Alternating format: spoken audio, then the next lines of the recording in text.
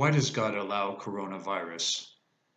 In the first part of this discussion, it's really good to realize that this is a question that not only unbelievers ask, maybe with great skepticism, but one which we who believe in God are probably asking ourselves and one another.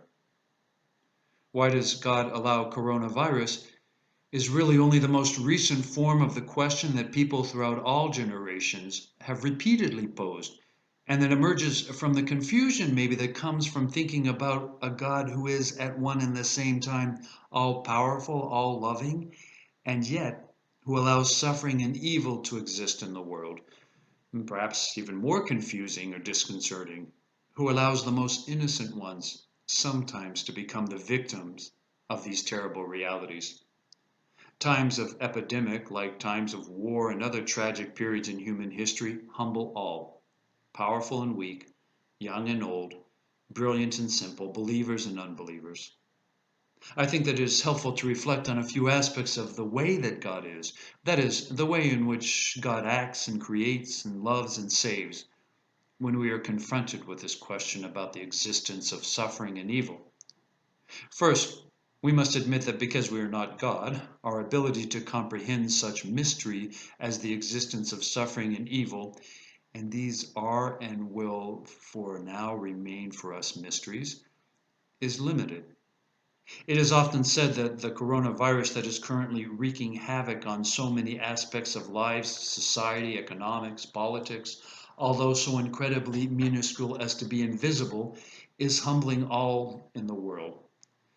For now, no president or scientist or person of power and fame or army is able to control this disease. And when this particular disease is reined in through vaccine, please God, in the near future, the next disease or episode of suffering, all suffering remains, at least in the short term, partly mystery.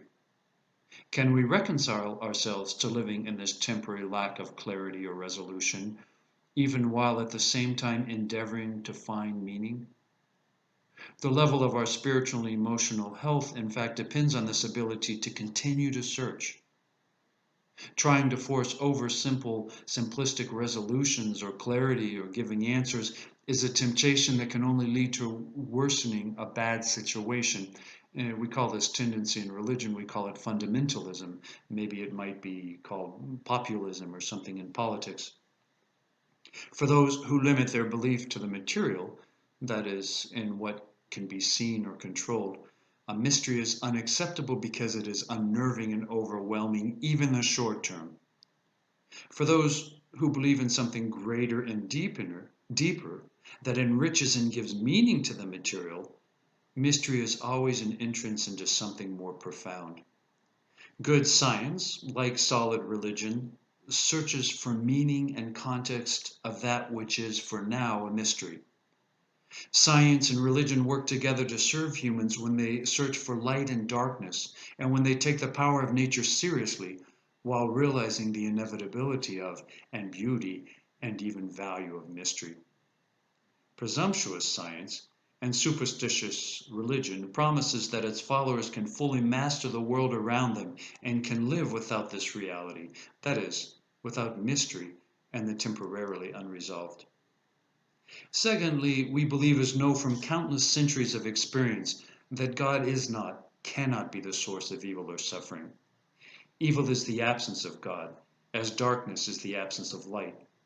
God allows both evil and the suffering that it causes, as well as suffering that emerges not from evil itself, but, as in the case of this disease, rather from the vibrant forces of nature.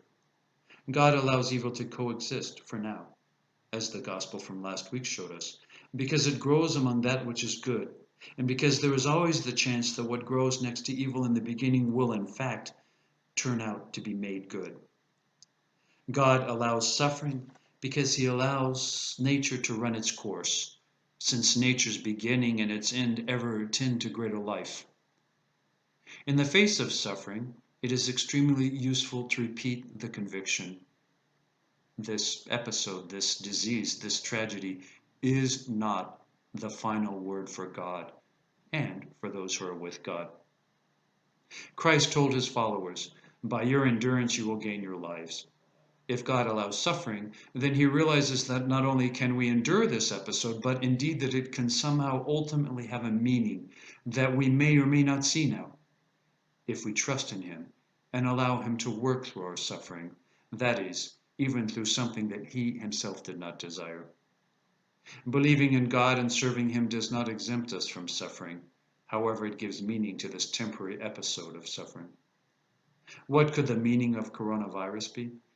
Indeed, I encourage each to consider this question. Rather than falling into one of two extremes, one extreme that would deny that suffering or evil do exist and will exist and have as serious of consequences as it does. This tendency might have been probably more tempting before the appearance of this recent disease. Or the other extreme, which would surrender the dignity of our hope before the power and evil and suffering, and forget that even these events are only passing moments in human history. It is much more useful to concentrate perhaps on the question that we pose. As logical as it is to demand from God an answer as to why he allows coronavirus or any suffering, it is much more reasonable and therefore useful to search deeper. In fact, God does not feel obliged to account before us, especially for something that he himself doesn't desire. We can provide a long list of rational explanations, theological or other, as to why God would permit coronavirus or suffering, but these reasons will ultimately fail to respond to the deepest level of our lives unless they point and touch upon the mystery of who and how God is, how God acts and saves and loves. Good science and authentic religion are never stopped by a lack of insight in the shorter term. One might say that, on the contrary, these are precisely the moments that inflame more profound insight and inspiration.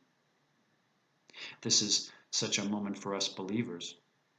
Greater insight and inspiration will come perhaps from each of us reflecting on deeper questions, and I propose the following. God, where are you in this period of suffering? Whatever our intonation might be. God, where are you in this period of suffering? And God will not become offended if we say it with anger even. Or God, where are you in this period of coronavirus? God, loving God, what are you calling us to in this episode during coronavirus? By your endurance, you will gain your lives.